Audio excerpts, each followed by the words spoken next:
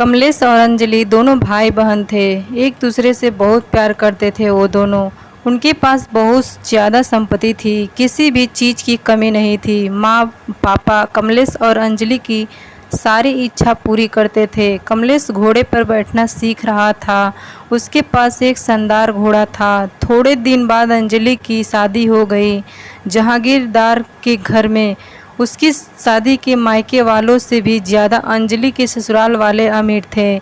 कमलेश भी अब बड़ा हो गया था। उसकी शादी बाकी थी, परंतु अचानक उसके पिता की मृत्यु हो गई और कुछ दिनों बाद माँ की भी मृत्यु हो गई। कमलेश अब अकेला रह गया था।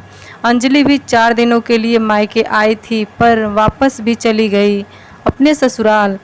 अब सारा कारोबार कमलेश के कंधों पर आया था, पर उसे अनेक लोगों ने फंसाया।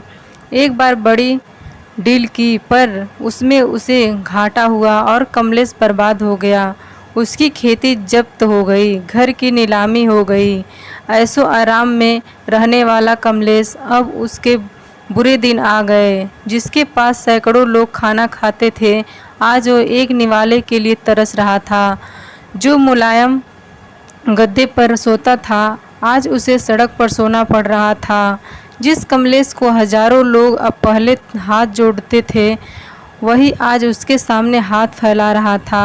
कमलेश ने सोचा अपनी बहन के पास जाएं, लेकिन अमीर बहन के पास भिखारी कैसे जा सकता है।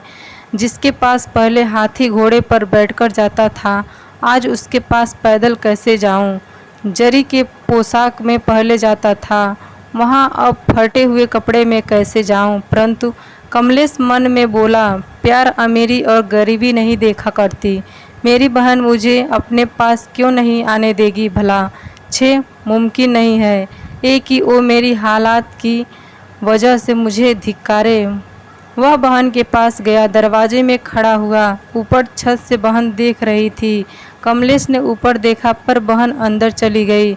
कमलेश को लगा बहन नीचे मिलने आ रही होगी, पर कोई आया नहीं। दरवाजे पर खड़े नौकर ने पूछा, कौन तुम हो, यहाँ क्यों खड़े हो, चोरों के जैसे, निकलो यहाँ से। कमलेश बोला, मेरे बहन का घर है, ये उसे अंदर जाकर बताओ।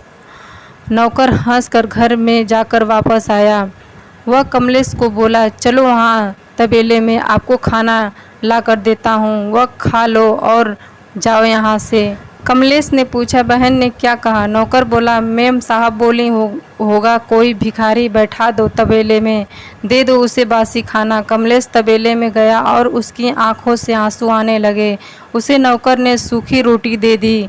कमलेश ने वहाँ पर एक खड़ा गोंदा और वहाँ पर वह रोटी दबा दी। पानी पिए बिना वो वहाँ से चला जाता है। उस दिन के बाद कुछ सोचकर कमलेश दूर देश चला जाता है। वहाँ के राजा का वह नौकर बना। एक बार उस राजा को बहुत कठिन समस्या आई। कमलेश की सलाह से राजा उस समस्या से बाहर निकला। कमलेश से खुश होकर राजा ने उसे मुख्य प्रधान बना दिया। कमलेश के कहने के मुताबिक राजा सब काम करने लगा था। नए प्रधान के रूप में कमलेश की वाह वाह होने लगी। कमलेश ने अब शादी भी कर ली। वह बड़े बंगले में रहने लगा। अब अपनी बहन को जाकर मिले ऐसा उसे लगा। तभी वह अपनी पत्नी के साथ बहन के घर निकला। साथ में हाथी भी थे, घोड़े थे। जोरों शोरों से वह वहां गया। अपने से आगे अपने जासूस बहन को उसके आने का संदेश बताने के लिए भेजे। जासूस ने जब बहन को यह सूचना दी तो बहन एकदम से उठी। वह अपने पति के साथ दरवाजे में खड़ी रही। अपने भाई के स्वागत के लिए ढोल नगाड़े बज रहे थे। बड़े ठाट से भाई बहन के घर आया। दूसरे दिन बड़ी मेजबानी थी। गांव के बड़े बड़े लोगों को न्योता दिया गया। चंदन के टेबल थे, चांदी की थाली थी, पंच पकवान थे। सारे लोग टेबल पर बैठने वाले ही थे। उतने में भाई एकदम से उठा। सारे चकित हो गए, क्या हुआ, सब पूछने लगे। और कमलेश एकदम से तबेले में गया।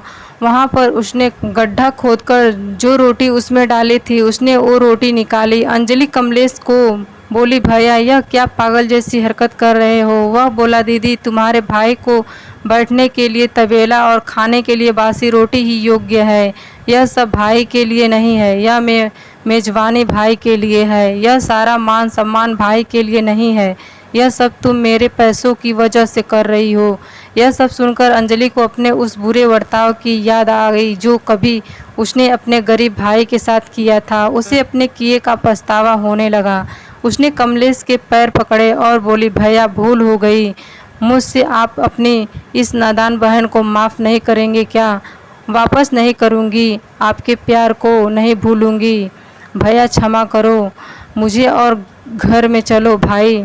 कमलेश ने अंजलि के आंसू पोंछे। वापस कभी भी अंजलि ने किसी को भी तुच्छ नहीं समझा।